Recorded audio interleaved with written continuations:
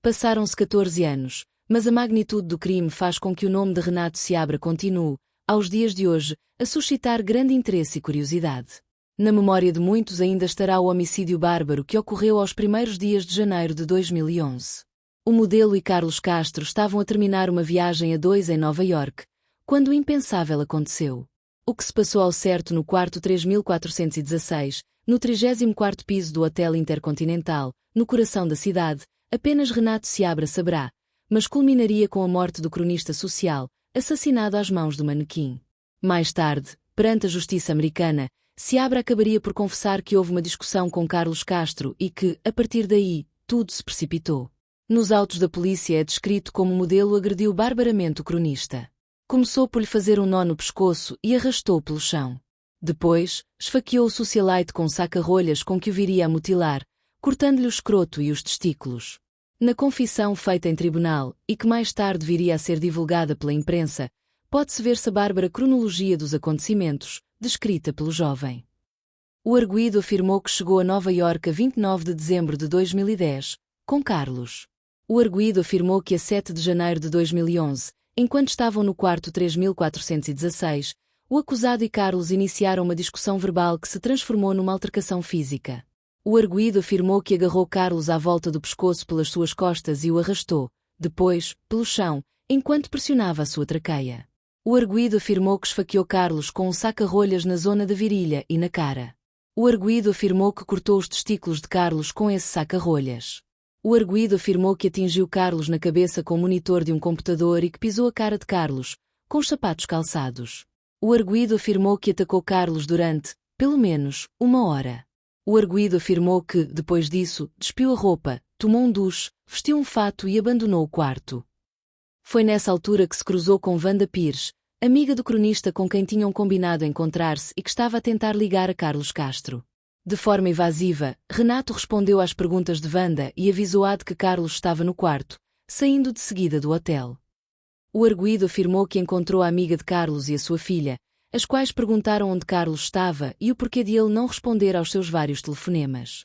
O arguido afirmou que agiu de uma forma evasiva e que tentou ir-se embora, mas elas continuaram a questioná-lo sobre o paradeiro de Carlos e qual o quarto de hotel onde ele estava. O arguido afirmou depois que lhes disse qual era o quarto de hotel onde Carlos estava, deu-lhes o número de telefone desse mesmo quarto e abandonou de seguida o hotel. O arguido afirmou que andou a vaguear sem rumo nas redondezas, por algum tempo, entrando depois num táxi em Penn Station. O arguido afirmou que o taxista o levou até o hospital St. Luke's Roosevelt. Renato Seabra acabaria por confessar o crime mais tarde. Foi condenado a uma pena de 25 anos a perpétua, que ainda cumpre nos Estados Unidos, tendo-lhe sido negadas todas as pretensões de continuar a cumprir a pena em Portugal. A 11 anos da liberdade. Será em 2036 que Renato Seabra irá cumprir 25 anos de pena, e está agendada para setembro de 2035 a decisão sobre uma eventual liberdade condicional, para a qual contribuirá o bom comportamento do antigo modelo na prisão. A esperança de regressar ao seu país e aos braços da família é o que dá um propósito a Renato. No entanto, o antigo manequim estará também ciente dos desafios que essa nova etapa da sua vida lhe irá trazer, nomeadamente o recomeçar do zero num país tão pequeno onde todos conhecem a sua história. Natural de uma pequena localidade como Cantanhede, Seabra é um filho da terra e nos primeiros meses após a morte do cronista, várias páginas no Facebook e grupos de apoio uniram-se em defesa do jovem. No entanto, à medida que os anos passaram as vidas refizeram-se e Renato foi como que esquecido. A família é o único suporte atual do ex-modelo, hoje com 35 anos, que cumpre pena na cadeia de alta segurança Clinton Correctional Facility, perto da fronteira com o Canadá. A mãe, Odília Pereirinha, ainda idealizou mudar-se para os Estados Unidos, chegou a lá viver nos primeiros meses, pedindo uma licença sem vencimento, mas o elevado custo de vida e o isolamento demoveram-na dessa decisão.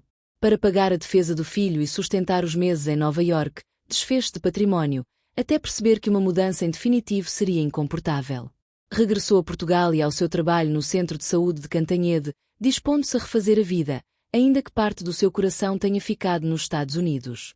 Hoje, tenta visitar o filho pelo menos 2 vezes por ano, sendo que o mesmo acontece com a irmã mais velha, Joana Seabra. Em Portugal, formou-se em medicina e atualmente, segundo noticiou o Correio da Manhã desta segunda-feira, 18 de agosto, ocupa atualmente o cargo de deputada na Assembleia da República, eleita pela AD. É uma das pessoas que está incondicionalmente ao lado de Renato, visitando sempre que a vida profissional e familiar o permite, tendo nas suas redes sociais várias fotografias em Nova York. A paixão fatal. Renato Seabra e Carlos Castro conheceram-se no outono de 2010, altura em que o modelo começava a despontar nas passarelas. Encantado com o manequim, o cronista acabaria por lhe enviar uma mensagem, que marcaria o início da cumplicidade. Vou ao Porto, ao Portugal Fashion, estás por perto. Acho-te giro e és altíssimo, falamos se quiseres. Um abraço amigo, abordou no Facebook. Numa outra mensagem, enviada a 16 de outubro de 2010, Carlos Castro já demonstra os seus sentimentos pelo jovem Seabra, então com 21 anos. Querido, hoje sábado aqui estou, ainda, no hotel, pensei muito em ti, e para te mandar ternuras. Renato responde ao cronista algumas horas depois. Como te disse por mensagem, também tenho pensado muito em ti. Pensei em tudo que disseste e quero estar contigo. Um beijinho grande. Depois disso, pouco se sabe o que aconteceu até à fatídica viagem, mas aos amigos mais próximos Carlos Castro, então com 65 anos, já não escondia que se estava a apaixonar perdidamente pelo modelo, a quem queria, inclusivamente, ajudar a dar os primeiros passos sólidos no mundo da moda. Viajaram juntos para aquilo que o cronista esperava que fosse uma espécie de lua de mel que, no entanto, se revelaria fatal.